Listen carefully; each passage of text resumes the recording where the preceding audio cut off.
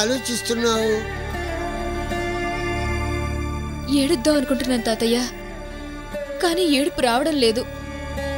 కళ్ళల్లో నుంచి కన్నీళ్లు గంగలా ఉరకలేస్తే బాగుండని ఆలోచిస్తున్నాను, కానీ కన్నీళ్లు రావడం లేదు.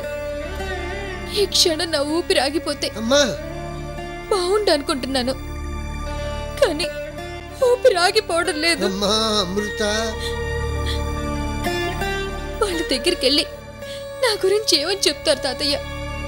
మీ కూతురు అమృతను నా మనవడు బలాత్కారం చేశాడు, ఆమె జీవితం నాశనం అయింది, అన్యాయం జరిగిన చోట న్యాయం చేయాలి గనక పెళ్లి చేస్తున్నాను, మీరు రండి అని పిలుస్తారా? అప్పుడు వాళ్ళు సంతోషంగా వచ్చి నన్ను పెళ్లి కూతురు చేసి కన్యాదానం చేస్తారా? తల్లిదండ్రులతో చెప్పుకోవడానికి ఇదేమైనా పవిత్రమైన పెళ్ళ తాతయ్య?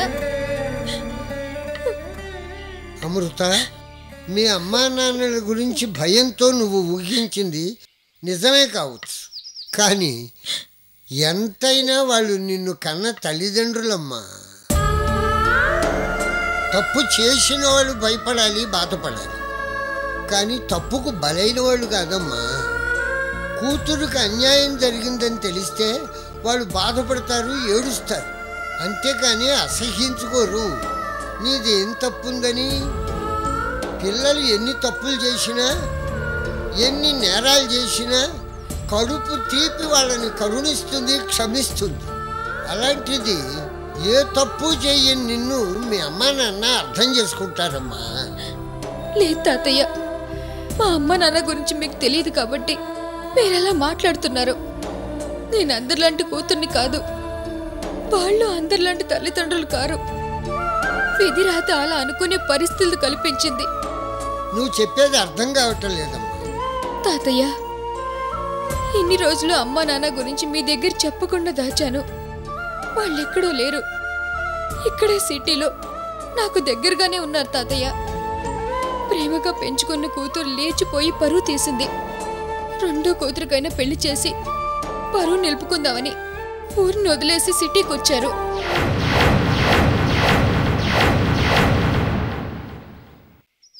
నేను ఆయన కూతుర్నని ఎవరికి చెప్పుకోకూడదు, నా వల్ల వాళ్లే నా తల్లిదండ్రులని తెలియకూడదు. అలా అని దేవుడు ముందు నాతో ఒట్టించుకున్నారు తాతయ్య. ఇప్పుడు చెప్పండి తాతయ్య, వాళ్ళ గురించి మీకు ఎలా చెప్పగలను? చెప్పలేను తాతయ్య. నేనే తప్పు చేయలేదని, ఎప్పటికైనా వాళ్ళు నమ్ముతారని ఇన్ని రోజులు నేను ధైర్యంగా అవుట్ హౌస్లో ఉన్నాను. ఇప్పుడు ఒట్టును పక్కన పెట్టి వాళ్ళ గురించి మీకు చెప్పి తల్లిదండ్రుల చావుని కోరుకోమంటారా? ఇప్పుడు ఈ విషయం కూడా తెలిస్తే వాళ్ళ గుండెలు పగిలి చచ్చిపోతారు తాతయ్య. ఇప్పుడు వాళ్ళు నా మొహం చూడడానికి కూడా ఇష్టపడడం లేదు, కానీ ఇప్పుడు వాళ్ళకి నా మొహం చూపించడం నాకే ఇష్టం లేదు. నా మీద నాకే అంత అసహ్యంగా ఉంది.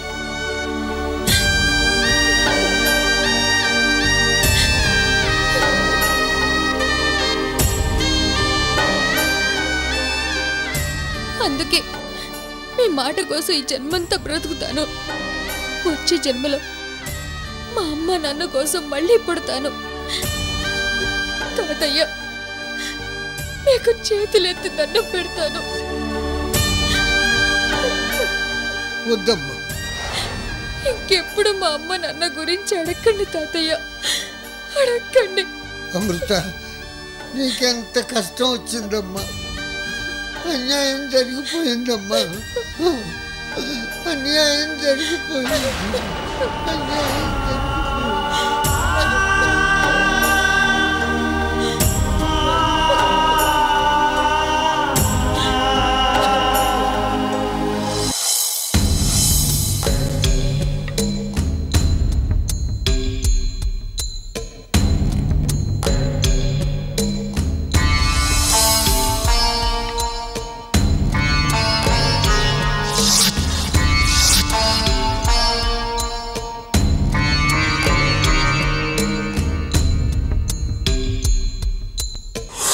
మీరు ఒకసారి బాగా ఆలోచించండి.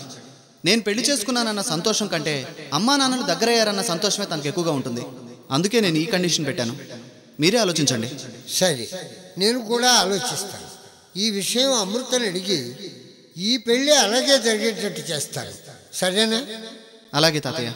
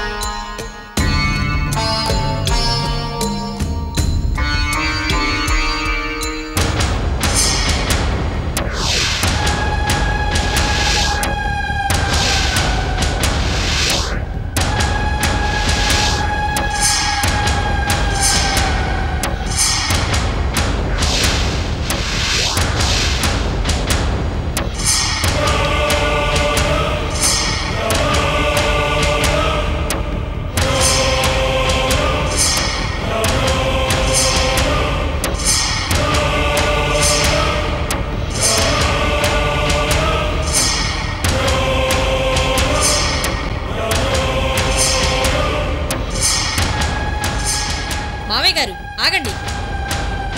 ఏ విషయం చెప్పకుండా వెళ్ళిపోతున్నారే? అమృత తన తల్లిదండ్రుల గురించి వివరాలు చెప్పిందా?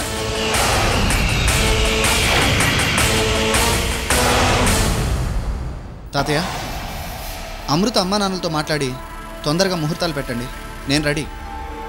ఆలోచించుకోవడానికి నాకు కాస్త టైం ఇవ్వండి. మిగతా వివరాలన్నీ తర్వాత చెప్తాను. అంటే తల్లిదండ్రుల విషయం మీకు కూడా చెప్పలేదా మామయ్య గారు? అయ్యో పాపం, మీ మీద గౌరవంతో చెబుతుందనుకున్నానే. నేను అదే అనుకున్నాను నాన్న. మీ ముద్దుల మనవరాలు ఈ ఆస్తికి వారసురాలు అని మీరు అంత నమ్మకంగా ఆలోచిస్తుంటే మీ మీద ఆ మాత్రం నమ్మకం కూడా లేదా?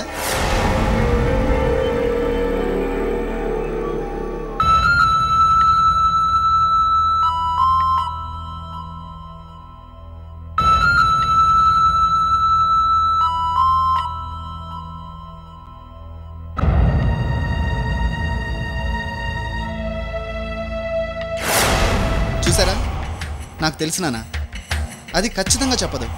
దాని తల్లిదండ్రులను తీసుకొస్తేనే నేను పెళ్లి చేసుకుంటాను. అది నా కండిషన్. దాన్ని నెత్తినెక్కించుకున్నందుకు తాతయ్యకి మంచి బుద్ధే చెప్పింది. ఇన్ని రోజులు దాని పేరెంట్స్ గురించి నానా తిప్పలు పడ్డాం. ఇప్పుడు వాళ్లే మనల్ని అమృతని పెళ్లి చేసుకునే గండం నుంచి కాపాడారు. Thank God. మొత్తానికి ప్రాబ్లం సాల్వ్ అయింది. రే, ప్రాబ్లం సాల్వ్ అయింది కదా అని మళ్ళీ లేనిపోని గొడవలు తీసుకొచ్చి నెత్తి మీద పెట్టావు. ఊరుకోండి నాన్న, మీరు మరీను. అంటే మళ్ళీ అబ్బా వదిలేయండి నాన్న. నా టైం బాగుంది కాబట్టి ఈ ప్లాన్ వర్కౌట్ అయింది. ఈలోపు రేణుక గంగాధరాన్ని ఒప్పిస్తే చాలు. ఆ తర్వాత 100 మంది తాతయ్యలు వచ్చినా నన్నేమీ చేయలేరు.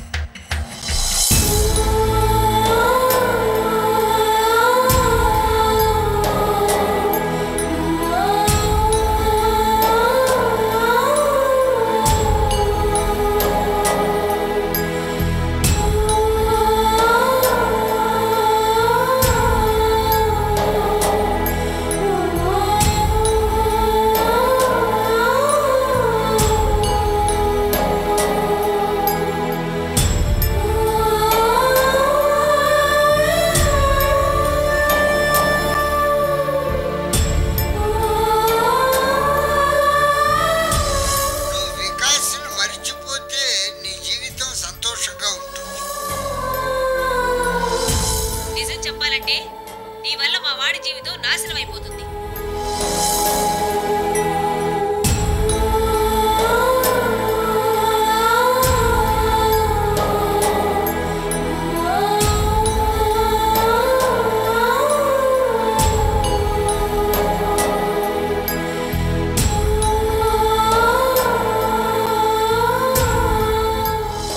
ఇప్పటికైనా ఆలస్యం చేయకుండా ఎలాగైనా మీ డాడీ నొప్పించి ఆ తర్వాతే మాకు ఫోన్ చేయి.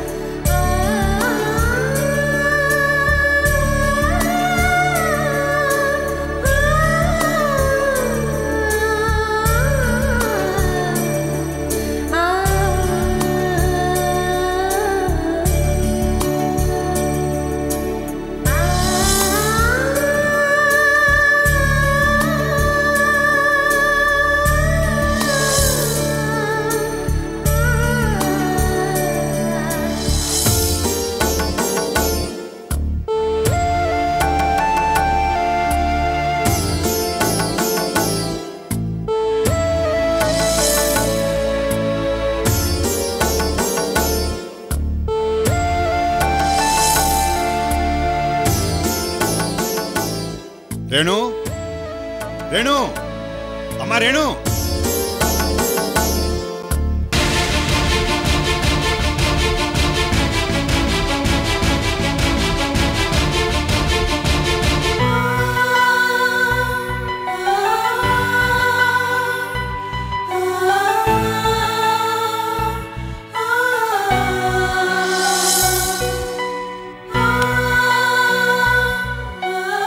రేణు, పిలుస్తుంటే పలకమే, టిఫిన్ చేయవా?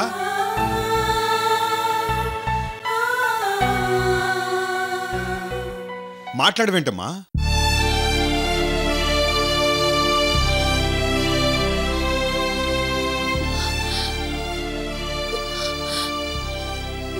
ఏంటమ్మా ఇది? ఎప్పుడూ వికాస్ గురించి ఆలోచిస్తూ ఉంటావు, ఎందుకు? చూడమ్మా, రాధాకృష్ణుల్లో గొప్ప ప్రేమ ఉంది, కానీ వికాసులో లేదమ్మా. రాధాకృష్ణుల ప్రేమ లోకానికి ఆదర్శమైన ప్రేమ. ఇప్పుడు అలాంటి ప్రేమలు లేవమ్మా. వికాస్ది ఆస్తి కోసం ప్రేమ. వాడు మోసగాడని ఎప్పుడు తెలుసుకుంటావమ్మా నువ్వు? డాడీ ప్లీజ్, మీ మాటలు వినడానికి ఇరిటేటింగ్ గా ఉంది. వికాస్ గురించి మీ కామెంట్స్ విని విని వెక్స్ అయిపోయాను. రేణు. అవును డాడీ, ఇంకెప్పుడు వికాస్ గురించి నా ముందు చెడుగా ఒక్క మాట మాట్లాడినా నేను సహించను. ఆ రోజు మీ పిఏకి వార్నింగ్ ఇచ్చాను, ఈ రోజు మీకు కూడా వార్నింగ్ ఇస్తున్నాను.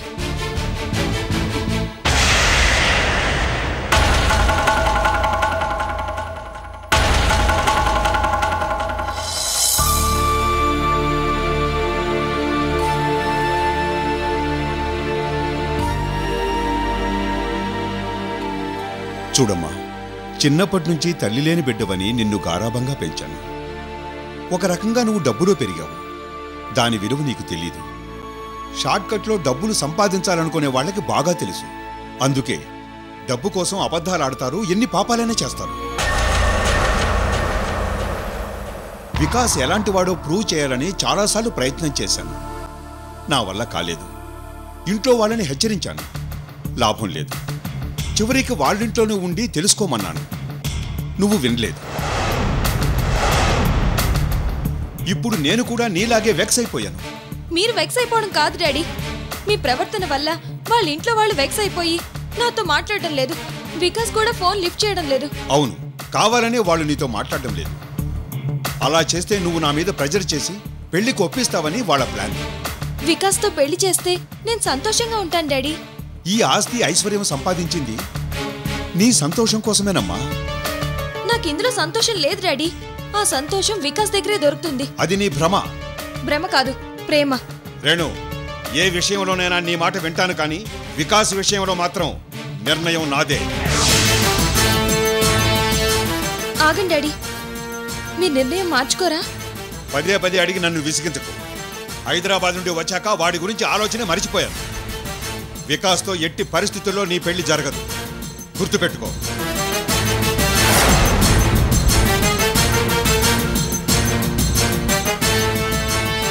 నేను వికాస్ని తప్ప ఇంకెవ్వరిని పెళ్లి చేసుకోను.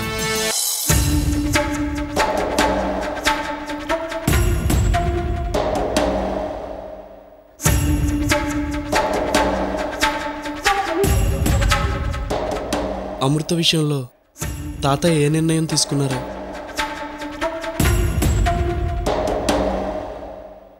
అమృతం చేసుకోవడానికి వికాస్ ఒప్పుకొని ఉంటాడా?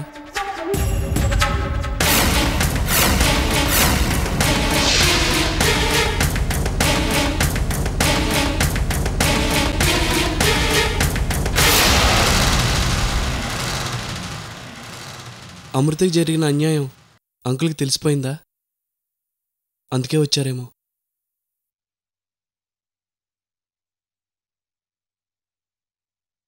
లోపలికి రండి అంకుల్. నేను నీ మర్యాదల కోసం రాలేదు, మా జోలికి రావద్దని చెప్పడానికి వచ్చాను.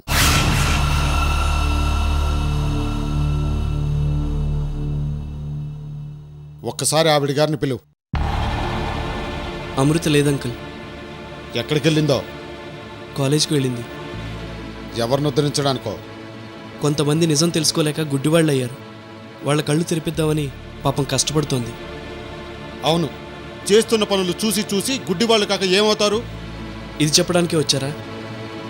ఆస్తి పత్రాల మీద సంతకాలు కావాలని నా భార్య ఇక్కడికి వస్తే ఏ తప్పు చేయలేదని నేను ఒప్పుకుంటే సంతకాలు పెడతానని బెదిరించిందిగా. అంకుల్ పొరపాటు పడుతున్నారు.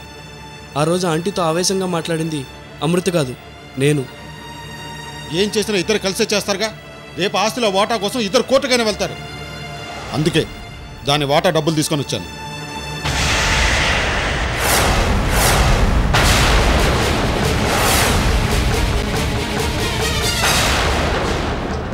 మొత్తం 3 లక్షలు తీసుకో. తీసుకో. ఏంటి అంకుల్, అన్నీ మీరే ఊహించుకుని చేస్తారేంటి? ఆస్తిలో వాటా కావాలని నోరు తెరిచి అమృత మిమ్మల్ని అడగలేదు కదా. ఎందుకింత మొండి పట్టుదల? నేను తీసుకోను. ఆ రోజు ఆంటీతో నేను ఆవేశంగా మాట్లాడినందుకు బాధపడుతున్నాను. తను కూడా చాలా బాధపడింది. మళ్ళీ తనకు తెలియకుండా డబ్బు తీసుకుని తనకిష్టం లేని పని నేను చేయలేను.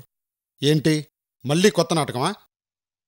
మాకు మనుషుల్ని అభిమానించడం తప్ప నాటకాలు ఆడడం తెలీదు. ప్లీజ్ డబ్బులు వెనక్కి తీసుకెళ్ళండి. తీసుకుంటావా లేదా? నేను తీసుకోను.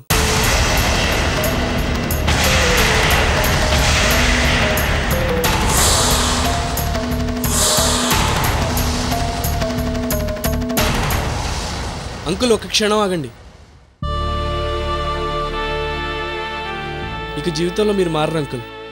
మిమ్మల్ని చూడగానే తనకి జరిగిన అన్యాయం గురించి తెలిసి బాధపడుతూ వచ్చారేమోనని ఒక్క క్షణం నా మనసులో అనుకున్నాను.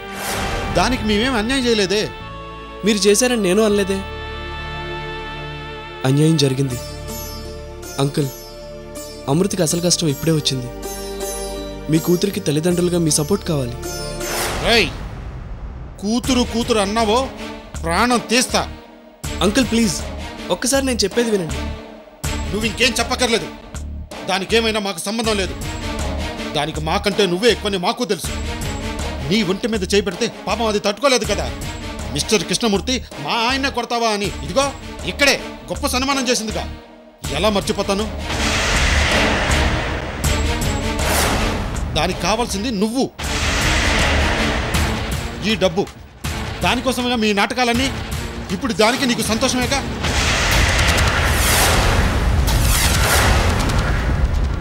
నాయనా తండ్రి, ఇప్పుడు నీకు చెప్తున్నాను, నువ్వు దానికి చెప్పు. దయచేసి ఇంకెప్పుడు మమ్మల్ని ఇబ్బంది పెట్టకు. కనీసం మా గురించి తలుచుకొనైనా తలుచుకోవద్దు. మా నాన్న మమ్మల్ని బతకనియండి. కనీసం అది చచ్చిందో బతికిందో కూడా మాకు అనవసరం. అది మా వైపు కన్నెత్తి చూడకుండా ఉంటే మాకు ప్రశాంతంగా ఉంటుంది.